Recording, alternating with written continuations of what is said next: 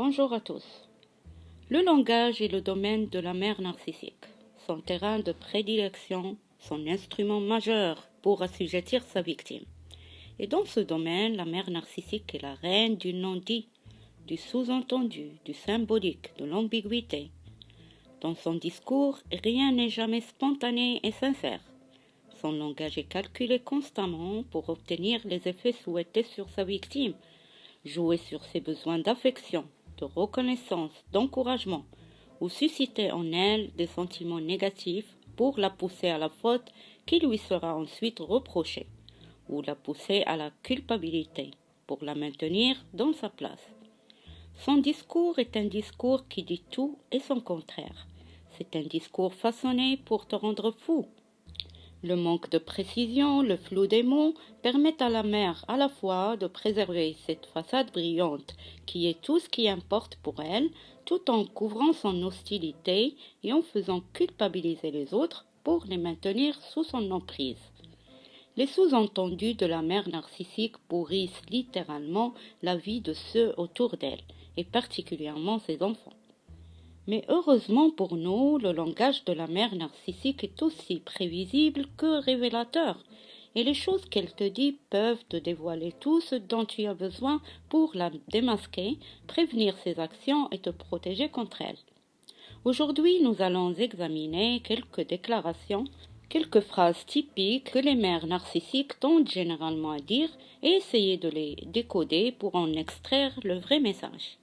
Première déclaration, tu es trop sensible. Quand ta mère te dit tu es trop sensible, ce qu'elle sous-entend est le suivant. Je ne suis pas et je ne vais pas me sentir responsable si mes mots te blessent.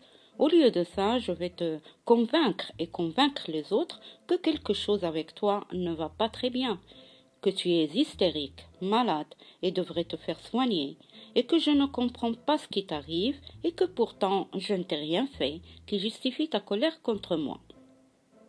Deuxième déclaration, j'ai jamais dit ça, ou bien je n'ai pas la moindre idée de quoi tu parles. Ce qu'elle veut dire réellement est le suivant. Si tu essayes de me rendre responsable pour le mal que je t'ai causé, je vais tout simplement nier tout ce que j'ai dit et fait. Facile comme bonjour. C'est une déclaration typique que ta mère dit quand tu la confrontes, quand tu oses lui dire qu'elle a tort. En principe, elle est intéressée uniquement par gagner la discussion. Elle doit avoir la main haute en tout, donc elle n'admettra jamais ses torts. Par contre, elle niera tout et prétendra ne pas se souvenir, ne pas comprendre, ne pas avoir dit ou fait ce dont tu lui parles. Troisième déclaration, je suis désolée, mais... Tous les narcissiques disent ça. Et ça veut dire, je ne demande jamais pardon à qui que ce soit, je ne fais jamais rien de mal et je ne regrette jamais rien. Ne crois pas que je te demande pardon. Après le mais, il y a toujours une excuse, une justification de ma position. Donc, tu ne peux pas me battre. Si tu oses discuter mes actions, je tourne les projecteurs sur toi. La meilleure défense est une bonne attaque. Quatrième déclaration, j'essaie seulement de t'aider. Ce qu'elle sous-entend est le suivant. Je me permets de te critiquer, te rabaisser, te saboter et m'immiscer dans ta vie, mais si tu ne trouves pas que tout ce que je fais est seulement pour t'aider, c'est ta faute. Et en fait, ça m'arrange, ça me donne le droit de continuer mon abus et de jeter la faute sur toi. Cinquième déclaration, c'est dans ton propre intérêt, qui veut dire vraiment tu es incapable de prendre tes propres décisions, je sais ce dont tu as besoin mieux que toi, et ceci me donne carte blanche pour te manipuler et faire des choses cruelles et dire que c'était dans ton intérêt. Sixième déclaration, personne ne t'aimera jamais comme moi. Beaucoup de mères narcissiques aiment utiliser cette phrase qui veut réellement dire « Je me donne permission de te rabaisser parce que je suis ta mère ». Tu me dois beaucoup parce que je t'ai mise au monde. Tu me dois obéissance, dévotion, et mes besoins et désirs devraient passer en premier avant les tiens. Je vais utiliser mon amour pour te manipuler. Si tu es obéissant, je te comblerai d'affection, sinon je te punirai par ma froideur. Et n'oublie pas, tu n'es pas assez bien pour mériter que les autres s'intéressent à toi, encore moins qu'ils t'aiment. Septième déclaration, je ne faisais que plaisanter. C'est une phrase typique qu'utilise le narcissique. Et son vrai sens est le suivant. Si tu sens que je me moque de toi, si mon sarcasme te blesse, c'est pas de ma faute. Je peux dire ce qui me chante et tu n'as pas le droit d'objecter. J'aime dire la chose et son contraire pour te comprendre. J'aime pas donner aux mots leur vraie valeur. Je vais faire ressentir de la tension, de l'hostilité sans que rien en soit clairement exprimé. Je déguise mon hostilité sous un masque d'humour. J'attends à ce que tu réagisses à mes attaques avec agressivité pour te qualifier de susceptible, d'hypersensible, de parano ou de dénué d'humour. La moquerie m'excite beaucoup à condition qu'elle ne me soit pas adressée, bien sûr. Huitième déclaration, je suis sûre c'est pas ce que tu voulais dire. Ce qu'elle sous-entend est le suivant. Ce que tu sens ou crois n'a aucun intérêt et je vais ignorer ton point de vue et ta perspective s'ils ne s'accordent pas avec les miens. Je suis la seule variable qui compte dans l'équation. Neuvième déclaration. Qu'est-ce qui se passe avec toi?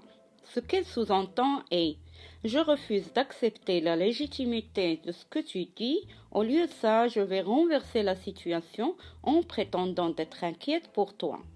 Mes messages paradoxaux, doubles, obscurs, vont bloquer la communication et te placer dans l'impossibilité de fournir des réponses appropriées. Promouvoir mon image publique est plus important pour moi que d'avoir une relation affective avec toi. Complètement dérouté par mon discours, tu sombres facilement dans l'angoisse et si tu déprimes, ça serait encore mieux. Dixième déclaration, je suis désolée que tu te sentes comme ça. Qui, dans son vrai sens, devient, si mes mots te blessent ou te confondent, c'est à 100% ta responsabilité, pas la mienne. Je ne suis pas intéressée en une relation de respect mutuel. Tes sentiments et ta façon de voir les choses n'ont aucune importance, donc tu n'as aucun droit de te sentir blessé. Onzième déclaration, tu dramatises toujours. Quand ta mère te dit ça, il faut comprendre le suivant. Tu n'as pas le droit d'être triste ou contrarié. Je suis la seule dans la famille qui a droit à l'attention et à la sympathie. Tes sentiments me dérangent et tes plaintes m'ennuient. Je méprise ta faiblesse et ta sentimentalité. Douzième déclaration, tu me brises le cœur ou tu ne penses qu'à toi. Les mères narcissiques aiment ce genre de phrases qui sous-entendent « je me fais passer pour faible, je prends la mine du chien battu, les yeux tristes, car je sais que tu es empathique, je sais que tu t'inquiètes pour les autres, je le sais parce que je t'ai façonné pour l'être. J'aime me faire passer pour une victime ou pour malade ou tirer profit d'une maladie ou d'un handicap. Je ris au fond de moi en voyant la culpabilité dans tes yeux. 13e déclaration, tu vas le regretter après ma mort, qui sous-entend je vais t'accabler de culpabilité en insinuant qu'il y a de bonnes choses que tu risques de rater tant que je suis en vie. Je fais appel à ton sens élevé d'empathie et de compassion pour te remettre à ta place. Je n'ai pas l'intention de prendre responsabilité de mes actes, ni maintenant, ni après ma mort. 14e déclaration, tout le monde le sait, comment ne pourrais-tu pas le voir? Le vrai sens de cette phrase est le suivant. J'aime utiliser des propositions qui paraissent des vérités universelles.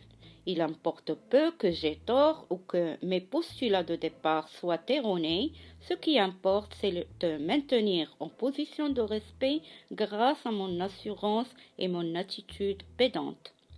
15e déclaration, le silence. Quand elle ne te dit rien. Quand ta mère refuse de te parler, ce qu'elle veut réellement te communiquer est le suivant. Je vais bouder pendant des heures ou même des jours et tu seras incapable de comprendre pourquoi. C'est un excellent moyen pour te culpabiliser. Je vais te torturer par le silence, tu vas souffrir et t'arracher les cheveux, essayant de deviner ce que t'as fait de mal pour me contrarier. Mes regards désapprobateurs, mes soupirs, mon froncement des sourcils sont suffisants pour te communiquer mon mécontentement. Je n'ai pas besoin de parler. Je retiens mon affection et mon attention pour te punir. En plus, les autres vont me prêter grandeur et sagesse à cause de mon silence. Ce ne sont là que quelques exemples de déclarations qu'une mère narcissique peut dire à son enfant pour le culpabiliser, le confondre et le manipuler. Il y en a certainement beaucoup d'autres. Et pourtant, tu peux te demander, est-ce vrai? Ne s'agit-il pas plutôt que d'un malentendu honnête? Absolument. Dans une relation basée sur la confiance, le respect mutuel et l'affection, il est tout à fait normal que des fois, les choses vont de travers. Qui de nous ne fait pas d'erreur? Et les gens bien intentionnés peuvent dire des mots sarcastiques, peuvent ne pas faire attention au ton de leur discours et être réellement et sérieusement surpris et désolés quand ils blessent une personne qu'ils aiment et valorisent. Mais quelle est la différence entre un malentendu honnête et un langage désigné précisément pour faire mal? Pour répondre, tu devrais te poser les questions suivantes. Ta mère, est-ce qu'elle te traite comme son égal ou au contraire continue à te prendre pour un petit enfant sous sa tutelle?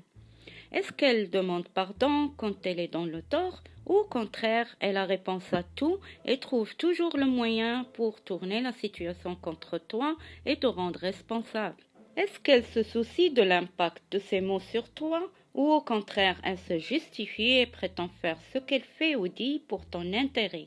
Est-ce qu'elle revient et discute la chose avec toi après le malentendu et reconnaît qu'elle t'a blessé ou au contraire s'attend à ce que tu fasses le premier pas et que ce soit toi qui demande pardon?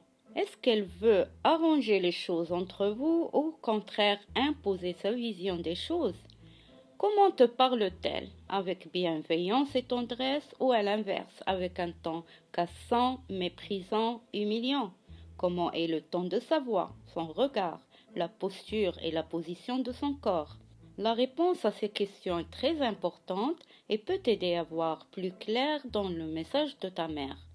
Mais tu peux encore te demander pourquoi au nom de Dieu voudrait-elle faire ça? La personne narcissique ne comprend pas ce que c'est que d'entretenir une relation d'égal à égal, une relation de respect mutuel, d'échange, de communication saine. Son registre n'inclut pas ce genre de relation. Il n'inclut que les relations de supérieur à inférieur, de dominant à dominé, surtout avec ses enfants. Et le but de son langage n'est pas d'établir une connexion constructive.